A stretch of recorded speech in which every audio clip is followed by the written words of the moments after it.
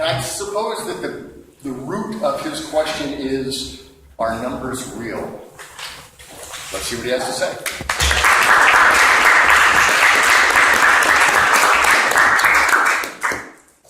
Thank you very much. That is the crux of my question, are numbers real? Are numbers objects? Before I begin, I'd just like to give some acknowledgments. Of course, I'd like to thank the philosophy faculty for being here, Drs. Owen and Andrew Cummings, and my thesis director, Mark Woolman, who just introduced me. And I do appreciate very much working with me during your sabbatical, and especially to the whole faculty for sticking it out with us for the extra year that we had to take.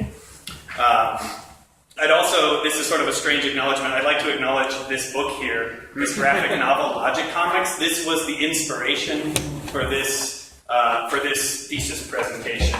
It's basically about the life of Bertrand Russell and the foundations of mathematics, and you wouldn't think that the foundations of mathematics could be so compelling, but this is a highly recommended book, and actually in the end my thesis has very little to do with Bertrand Russell, but it was the inspiration nevertheless. So, and then of course I'd like to thank everyone who's in attendance here, especially those who made the journey from elsewhere than the seminary.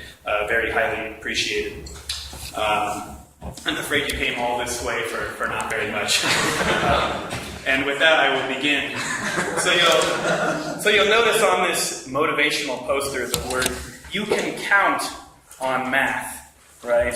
It's, in addition to being a hilarious pun, it actually reveals something very important about the nature of numbers and mathematical ideas. We associate numbers and countability with certainty. So that when one says, "You can count on it," or "You can count on me," or "You can count on math," what they are saying is that they can be assured of certainty. This seems to be the magical quality of mathematics. It is steeped in certainty, and yet, when we try to grasp it, it somehow eludes our attempts to define it. When we think of a statement as true, we think of it as corresponding to some sort of reality. When it comes to mathematical ideas, then, they must correspond to some reality if they are indeed to be held as true. These mathematical ideas must, in some sense, exist. If mathematical objects do exist, like numbers or formulas, what can we say about the nature of their existence? This is the question I attempt to tackle in my thesis. There is that classic question, is mathematics invented or discovered? The issue behind this question is whether mathematical ideas are subjective, created by or at least dependent on the human mind, or if they are objective, independent of the mind and out there, so to say, in which case we would discover the math that is out there. For the purposes of my thesis, I focus specifically on the natural numbers, so 0, 1, 2, 3, and so on, since all higher mathematics is constructed from the natural numbers. I attempted to clarify exactly what their nature is and how they can be defined. Here is how I might be able to illustrate my problem. So take a look at these symbols here. We know, or we can guess, this is Chinese by the way, that they all signify the same thing. When we see these representations, that we know that they're all pointing to something right here. And so the question is, what is that thing there? What are all these things signifying? Kind of cool that there's also 5 symbols, which is also pretty cool. So these are different ways of signifying the same thing. My investigation is to look at what they're all pointing to. So on first glance into this question, it would be easy to say, as I have always done before I did this thesis, that the numbers are related to the Platonic forms. So the idea that there's the form of the number 5 out there somewhere, it's not in the physical world, it's in this separate realm, but we see instances of it. We see the instance of 5 in these 5 chairs over here. But numbers characterized as Platonic forms are generally called abstract objects. So what we mean when we say object is that it's something objective, that it's independent of the human mind. And what we mean by abstract is that they're also independent of the physical world. So an abstract object is independent of the physical physical world and of the human mind. So how is it that the human mind can interact with these abstract objects if we don't perceive them directly? And also, if they are abstract, if they are independent of the physical world, how is it that they seem so closely linked with the physical world? So much in our world can be described by mathematics. You look at the laws of physics, the Pythagorean theorem. These relations seem to be embedded in the world. So we can see this issue in the light of the debate between realism and nominalism. So a nominalist would say there are no real universal abstract objects. There are only the names we give to individual objects because they share some similarity. So we would say there are 5 chairs or 5 of this or 5 of that because they share some similarity, but there is no, number 5 out there, right? We just give a name to things that share a similarity. A realist would say, however, that abstract objects like the number 5 in itself would exist, and any physical version of an object or a group of objects is simply an instantiation of the abstract object. In my investigation, I focused at first on 2 main thinkers, mathematician and logician Gottlob Frege and philosopher Edmund Husserl. Using these two as a starting point, or these 2 philosophers were contemporaries of each other. They both wrote similarly titled books, Frege writing Foundations of Arithmetic and Husserl writing Philosophy of Arithmetic. And they both tackled the same mathematical questions, but sort of wound up going in different directions and with different conclusions. And in the end of my investigation, I wound up following up on some of the ideas I found in Husserl that led me to a paper by American philosopher Paul Benacerraf. His paper was called What Numbers Could Not Be, and that is what shaped my overall conclusion. So spoiler alert, in the end, I will advocate for Benacerraf's position, which is called mathematical structuralism.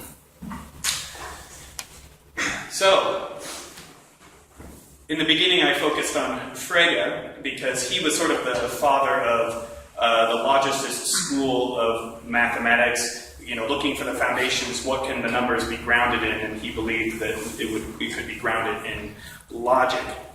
So he was convinced that mathematical ideas are objective. There's no subjective element. They're not dependent on the human mind in any way. Now we can examine like a subjective process of how you arrive at a concept, but he cautions that you shouldn't confuse that mental process with the definition itself. And so for Frege, if you make mathematical ideas in any way subjective, then you've done away with the truth. And for him, math is truth, and that's what makes it necessarily objective. So he looks at various ways that numbers can be construed. He looks at a whole slew of different mathematicians, and what they say about how we can think of number. So firstly, we could try to say that number is like a physical property, like weight or color. So, with these 5 chairs, for instance, that's a property of this group of chairs right here. And then we arrive at a general concept of number through an abstraction of that empirical data taken through the senses. So the number 5 is there, we abstract it and find the general number 5. And this seems reasonable at first, but we quickly encounter problems. So Frege gives the example, let's say there's a tree with 1,000 leaves. We may say that its leaves are green, right? That's a property of the leaves. We can say that each leaf is green, but we can't really say that each leaf is 1,000. If we're saying that 1,000 is a property of those leaves, whereas with color, it's true of each leaf and of the whole group of leaves. With the number 1,000, you can't say it's a property of each leaf by itself. And even if you take them as a unit, so you call all the leaves of the tree's foliage, you could say that the foliage is green, but you can't say that the foliage is 1,000, right? So the number 1,000 belongs neither to the individual leaves themselves nor to the totality of the leaves taken as a unit. Or consider that I hand you a deck of cards and I just say, count this. you might not know what to say. You could say there's one deck, you could say there's 4 suits, you could say there's 13 ranks, or you could say there's 52 cards. Now, if we were going to say that numbers are physical property inherent in the deck of cards, you couldn't point to where in the cards it might reside, because all of a sudden there's an element of choice. The number that's in the deck of cards is based on how we are regarding. It becomes dependent on how we regard the deck of cards. The other main problem with claiming that number is a physical property of material objects is that we can ascribe numbers to immaterial objects where other physical properties cannot be applied. So, for instance, an angel, an angel, a material being, an immaterial being, we can't say that there's a weight or a color or anything you could apply to a physical object, but you could count angels. You could say, we distinguish between Michael, Gabriel, Raphael. There's 3 angels, right? So it's not, we can't claim it as a physical property. On the other end of the spectrum, if we think of numbers as being products of the mind or subjective, then we encounter the problem once again of truth becoming dependent on the human mind. But the truths of mathematics must remain true regardless of whether they are conceived by the mind. So he uses the example of the equator. We call the equator an imaginary line surrounding the Earth, but the equator is not a product of human thought.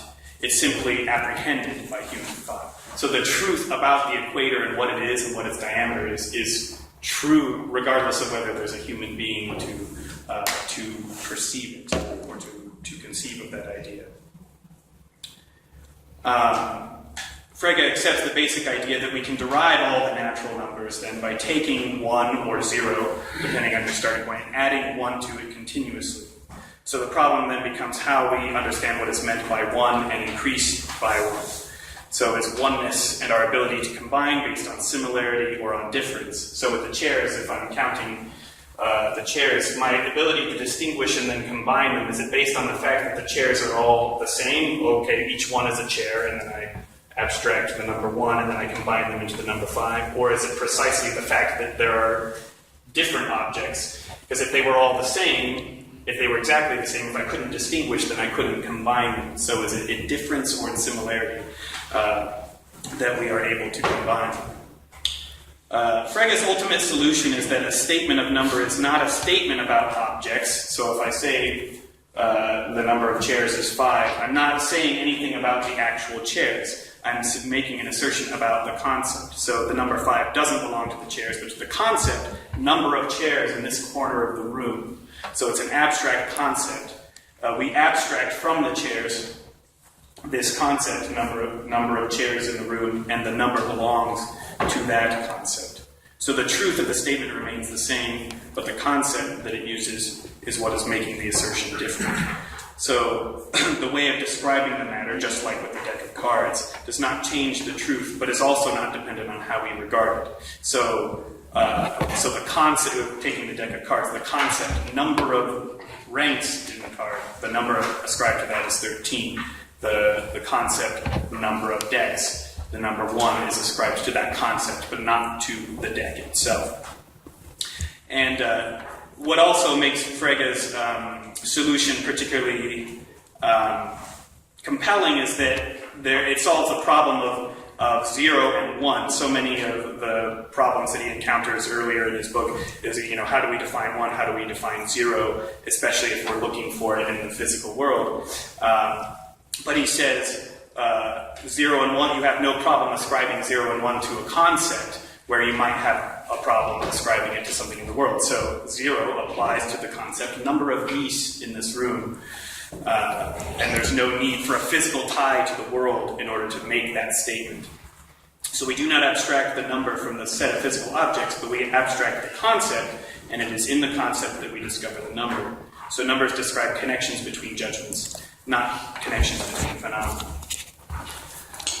So moving from Frege into Husserl, he was trying to answer the same basic question, but he wasn't seeking to lay his own foundation in logic like Frege was, but he merely wished to clarify the grounds for the system using the subjective life of cognition in order to find the possible origins of math and numbers. So as I said, I focused mainly on his first major work, Philosophy of Arithmetic. Later on, Husserl would go on to develop phenomenology, but this was sort of his starting point for his later philosophy. Husserl begins with Euclid's traditional definition of number as a multiplicity of units. So in order to discover the nature of the natural numbers, Husserl says, we first need to clarify what we mean when we use the terms multiplicity and unity. And eventually, Husserl asserts that we arrive at the idea of a number when we take a totality, or a group of objects, and combine them. So there's a totality of objects here, there's a group of objects. And then we combine the contents, and through reflection on the act of combining, we arrive at something more than just the totality of the objects. What we arrive at is what he terms a sharply determined multiplicity, which we call a number. So there's a group of chairs, we combine them, and then there's this new information of multiplicity, and from there we reflect on that and we see, 5, that's the multiplicity that we have here from the totality. So he calls this reflective act is called collective combination. So we take the objects and hold them together as unified.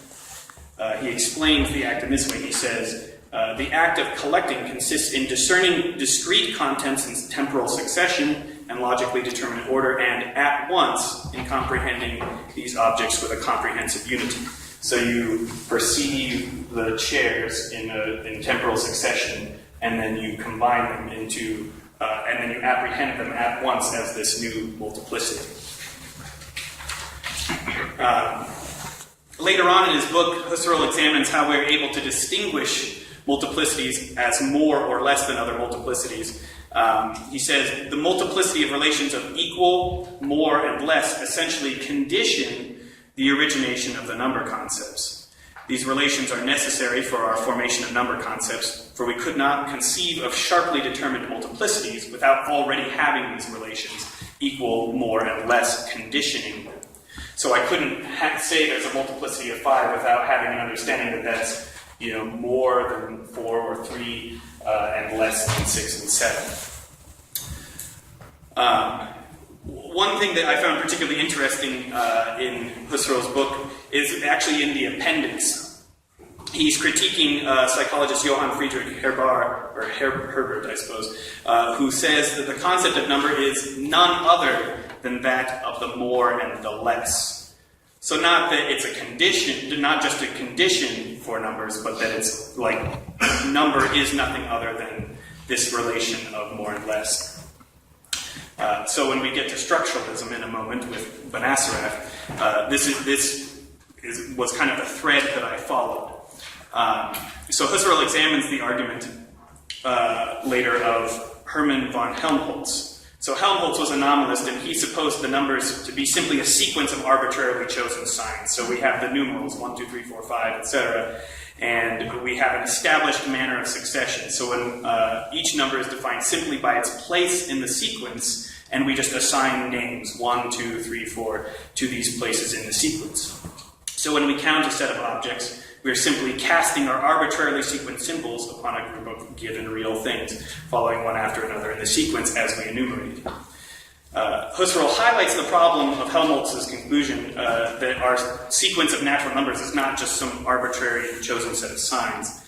Husserl notes that no matter what sign is being given to represent, like we have over here, no matter what sign we choose to call the number 5, it will always signify the same thing. He says, wherever we use the term 5, it occurs in the same sense. So there must be a concept that mediates the use of these signs and makes up the unity of these signs to what is signified. What is more important is the nature of the rigorously determinate succession of Helmholtz's arbitrarily sequenced signs. Because their designation is based in the order of their sequence, a number's signification lies in its place value along the sequence. Husserl follows this up saying, those who speak of a natural ordering in the domain of numbers surely do not mean the ordering of arbitrary symbols, as Helmholtz claims, but rather of certain concepts designated by means of them.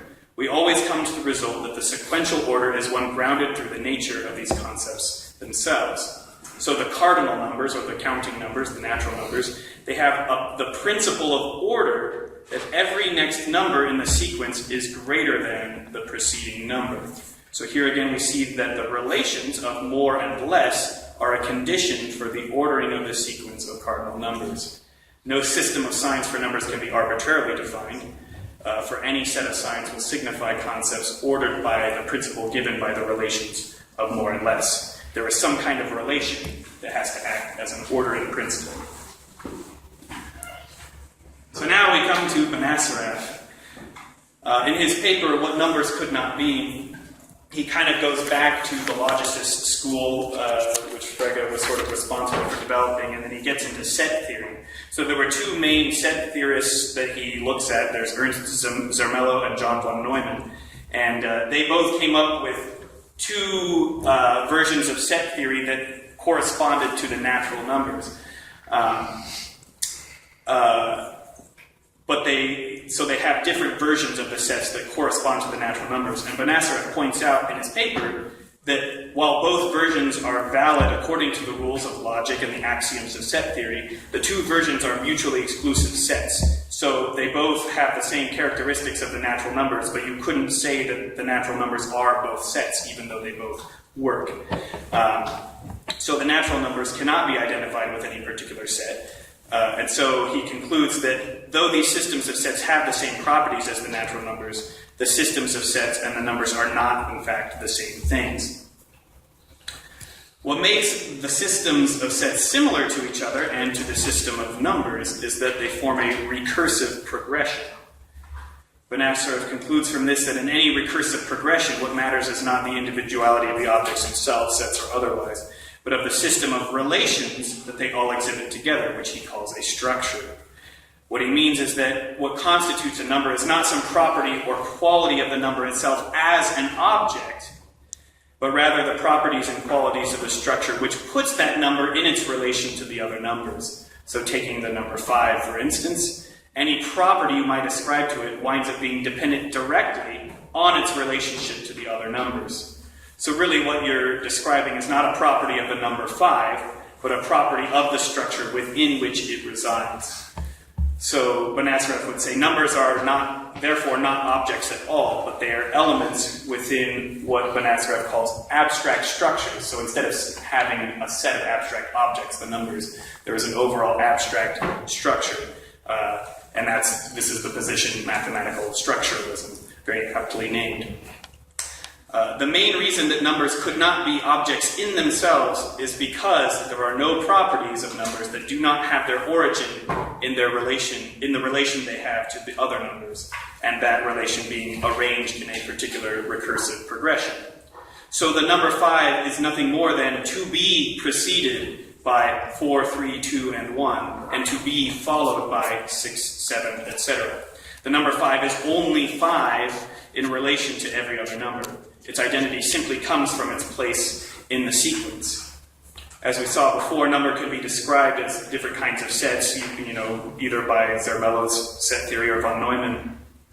But Benacerraf would say that this is because the numbers refer to no unique set of objects. We have one unique structure which refers to anything that can be ordered in a progression. Anything corresponding to number participates in that structure. So Benacerraf would say that the numbers participate in this structure. Von Neumann's set theory participates in that structure, and Zermelo's set theory would participate in that structure. So the structure underlies all of these systems. So what do our number words refer to? I mean, we still have this problem of, what is this, the number 5, what does it point to? I would make the argument that it's not referring to an actual object, but to a place within a structure, a part of the progression, related to every other placeholder in the sequence. So when you're counting something, you're mapping the objects, like the chairs, in a one-to-one correspondence with the places in that structure.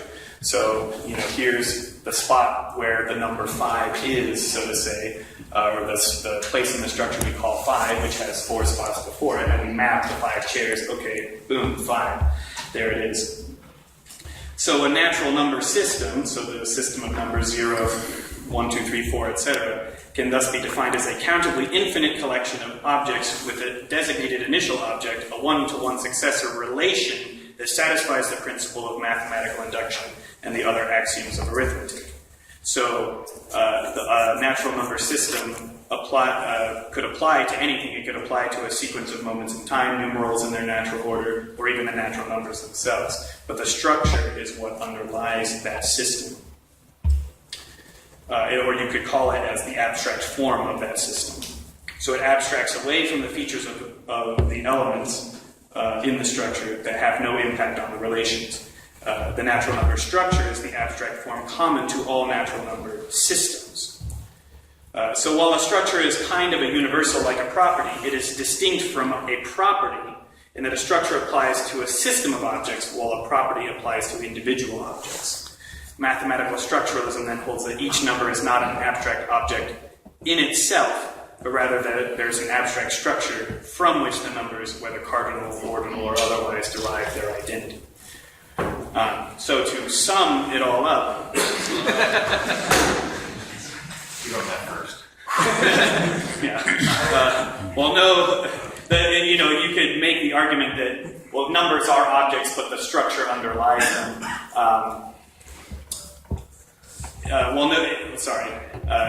No approach to mathematical objects is ultimately satisfying. The ideas contained in structuralism reframe the question about the nature of numbers. Perhaps the difficulty in elucidating exactly what numbers are stems from the fact that numbers in themselves are not objects at all. We have looked at some of the approaches to defining number and clarifying exactly what their nature is, examining the two divergent approaches of Frege and Husserl, which made progress in this area. But their ideas paved the way for later logicians like Benacerraf to reframe this whole question. All mathematical ideas can be reduced to arithmetic and the natural numbers, and it seems that these can be explained, as I've already said, as having their foundation in the successor relation, or the more or less relation. The successor relation of which the relation less than is a form, less than, more than. You could also say before and after is a participation in that relation. I would say, goes beyond what Benacerraf says, but I would say that there is a subjective element to the numbers. I would say the structure is an abstract structure, but that the human mind populates the structure with objects. Anything that fits the system, the human mind populates it with those things. So the truth is not dependent on the human mind, but in order to assign a number or to that place in the structure, it requires a human mind to do that. So the example I read somewhere was about 4 dinosaurs in a clearing. There are 4 dinosaurs in the clearing, but the dinosaurs, this is pre-evolution, there's no human mind to conceive of the dinosaurs, in order for the number 4 to be extracted from that group of dinosaurs, the human mind populates the structure with the number 4, if there was a human mind to conceive of the dinosaurs. But otherwise, the structure is there. The dinosaurs are related to each other, but the number doesn't exist until there's a human mind to populate the structure of relations.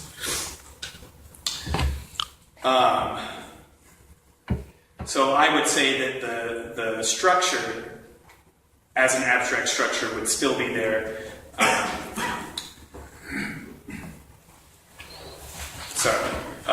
The abstract structure would still exist even if there were no human minds to conceive of it. The reason for this being that there would still be objects that stand in relation to each other. So as long as there are objects standing in relation to each other, the structure exists. You might be able to argue that the natural numbers or the ordinal number systems might also exist abstractly, being that they fit the structure independently of the human mind. But I would make the argument that the human mind, by using the collective combination of Husserl, by counting, by putting things in an order, we populate the structure by setting things in relation to each other as well. It doesn't detract from their objective nature, because their objectivity derives from the structure and not from the mind.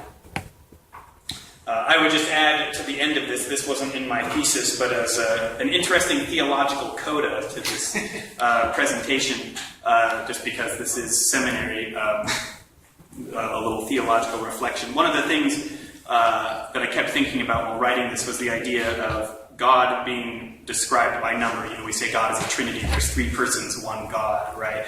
That number is sort of eternal with God. If God is eternal, then, you know, at least the number 3 and the number 1 have to be eternal as well. Of course, Thomas would say, we can only say that analogously. We can only say that God is 3 analogously.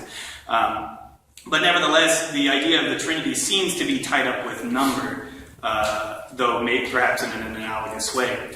But what I thought was interesting was that we're given the revelation, you know, in our scriptures that God is love, and we know that love can only be in relation to another, right? So with God as Trinity, we see that relation is a distinctive attribute of the Trinity. Too bad Dr. Lamey's not here. Relation. Because there is relation, we could perhaps make the argument that in God can be found the foundation of the structure we had spoken of, this mathematical structure. And perhaps that is precisely what gives the structure its high degree of objective certainty. Perhaps we can count on math precisely because we can count on God.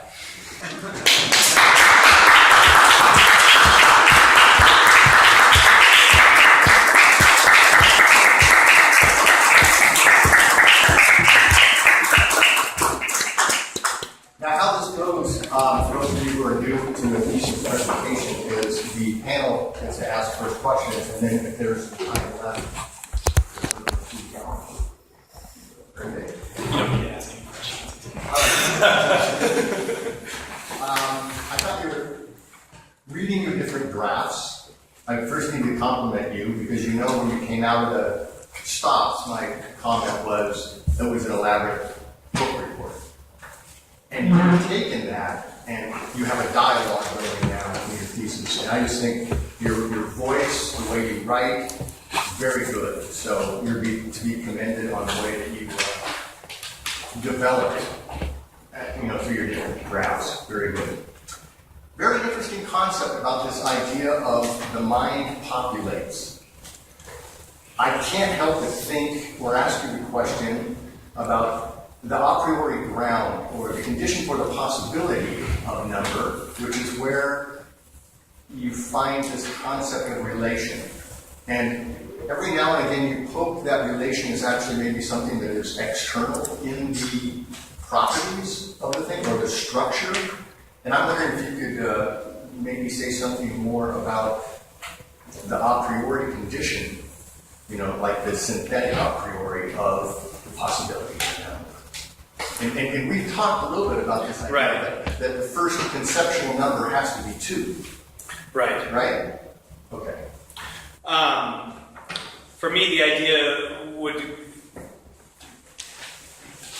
if you have more than one object, there's already a relation, right? That if you're going to see an object, that there must be something that is not the object, and from there, in order to conceive of anything, there's already 2 things. So if you're going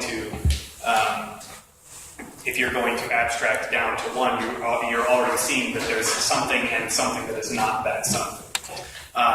In terms of an a priori condition for the human mind to be able to count or to have numbers, there's a certain Husserl. Some people would say that time is the foundation for number, but Husserl calls it's at least a condition that in order to count, that there must be, if you're going to collect things into a multiplicity, that there has to be a temporal succession, even if you're apprehending a multiplicity at once. So I guess the a priori condition would be time, but even just like we talked about, in Kant's categories, there's the comparing and contrasting. So just the fact that you can bring an object out from the background is what allows you to see something set against something else. And I would say in that being able to make that distinction is how you can, is sort of an a priori condition for being able to count and assign numbers. So this idea of relation, when I see 2 chairs next to each other, I don't see relation. I see 2 chairs. Mm-hmm. Yet you keep telling me there is in that structure there is relation that's there. So is relation an external, is it in the structure? And so are you telling me, no, Mark, you actually see relation when you look at the two chairs? I would say that you do see relation, even if you're not necessarily aware of it. I mean, just the two, they're spatially related, right? They're But is the source of that relation out there next to the chairs? Being a typical seminarian, I would say yes and no. That there is a relation there, but that my being able to say that there are two chairs also depends on my being in relation to that relation.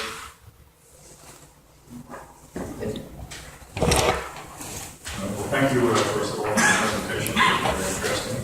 I just have a more general question for you, just to elaborate to the best of your ability, based on what you have just under your belt already. So, namely, just if you could say something about what you think the relationship between mathematics and natural language consists of. And specifically, I have in mind, well, there's a few possibilities here. They could have no relation.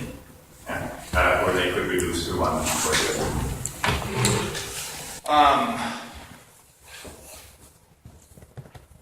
In terms of, I don't know if you could reduce one to the other. I know that you could try to reduce, you could try to reduce mathematics to logic, and you could also try to reduce language to logical structures of reasoning. But I would say that mathematical language is perhaps I guess I would say it's a subset of overall language. But what makes it, I guess, unique is that how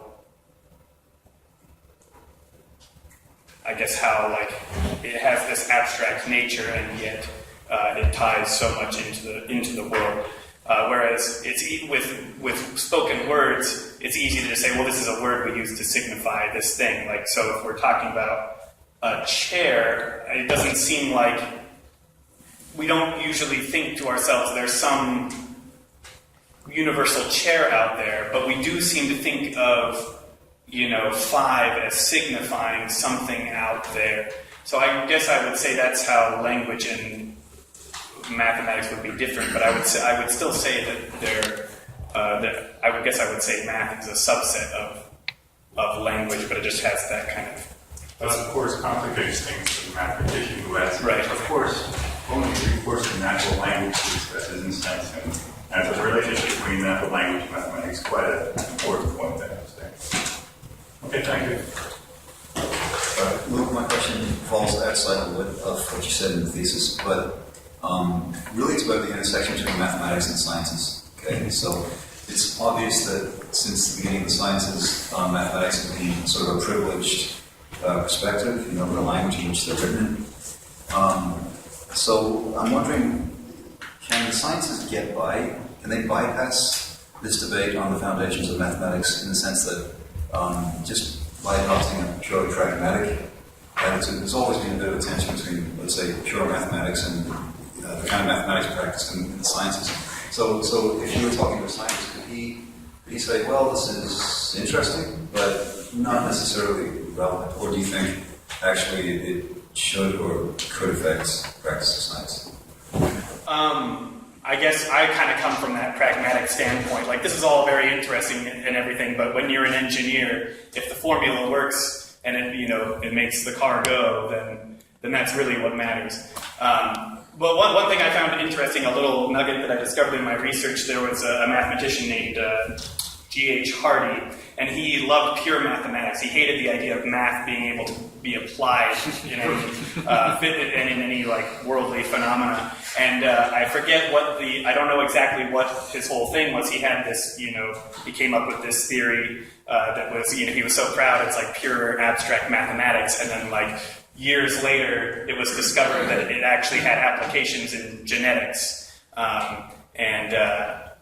And so just the idea that the idea that something that was thought to be just pure mathematics with no application actually winds up having an application seems to be pretty important.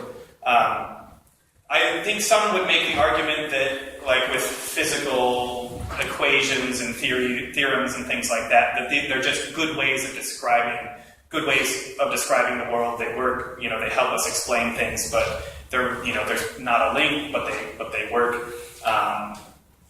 But I don't know how much in trying to figure out what are numbers.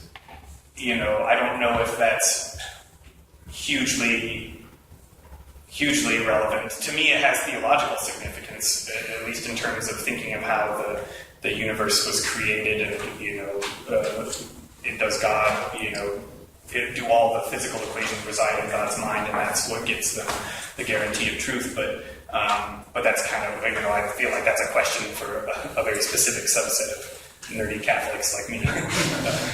Thank you. We do have time for probably 2 questions. Anybody would like to? If not, we will. Go ahead. So you mentioned very briefly how the structure, it satisfies the laws of arithmetic. I think you specifically mentioned the inductive principle. So I was just curious about what is the relationship between the laws of arithmetic and numbers. Can you elaborate on that a little bit more? From what I can remember, I was there was an Italian mathematician named Peano, and he had his 5 axioms for defining what numbers are, and that's kind of where he talks about the successor relation, because what his whole thing is, if you're going to ground the numbers, you have to use language that's not mathematical. So, and then he uses sets and logic. He uses logical language to define these axioms, and so. I lost the thread of how I was going to answer your question. Why did I start talking about the axioms? Say your question again. Just because you mentioned that the structure satisfies the arithmetical laws. Mm-hmm. So, what is the relationship between the laws of arithmetic and number, and why is it important that it satisfies? Oh, right. So with the axioms, the system has to be free of contradictions. And so, in order for the system to work, it has to satisfy all the axioms. And so, with the structure, what makes the system be able to participate in the structure is, I would say, I guess it's adherence to the set of principles that would be free from contradictions. Which is why, every attempt to lay a foundation of mathematics was ultimately unsuccessful, because, Frege, he had this whole system, and then Bertrand Russell came along and was like, oh, here's this paradox that screws up your whole thing, and then Gödel came along later and was like, oh, well, there will always be sort of unanswered questions. You can't, all the laws of arithmetic cannot be reduced to some single set of axioms. But in terms of, and that's why structuralism, it's kind of it doesn't, solve the problem, but it seems to, if we ground it in sort of relation rather than in objects themselves, we can say okay, this system satisfies this structure, and we can build on it. Josh. So who was the last philosopher guy you were reading, and what was his name? Paul Manasaraf, yeah. So you said, it sounded like one of his kind of key premises was numbers only exist in relation to each other. So 5 is defined as greater than 4 and less than 6. And he kind of used that as an argumentation to show they don't exist as objects in and of themselves because they can only exist next to each other. And that jumped out to me as kind of odd when, so in metaphysics we talk about self-communication as a transcendental property of being. So that something has to exist in relation to truly exist. And so I was those 2 concepts kind of seem contradictory to me as far as his argumentation goes. It sounded like that it's in relationship to another number makes it more real instead of less real in my mind. So I was curious if he expanded on that anymore, and if you could clarify kind of his position there any further.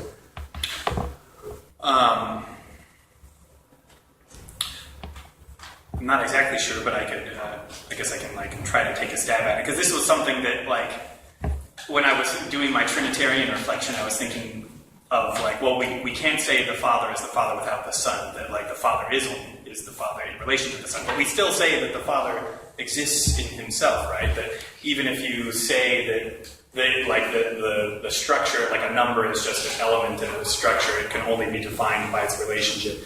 I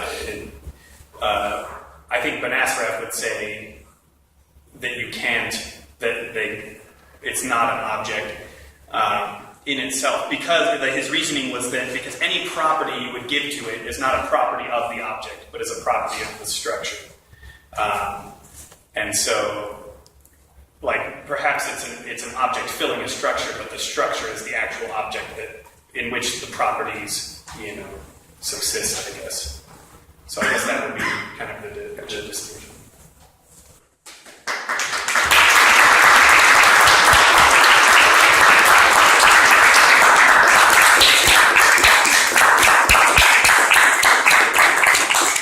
So now what happens is, instead of having you all leave the room, we'll leave the room, and then I'll come back and chat with you.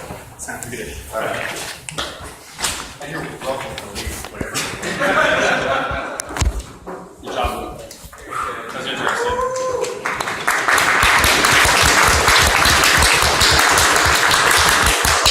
The only number I was concerned about was the number of pages. Like 53 and a half, by the way.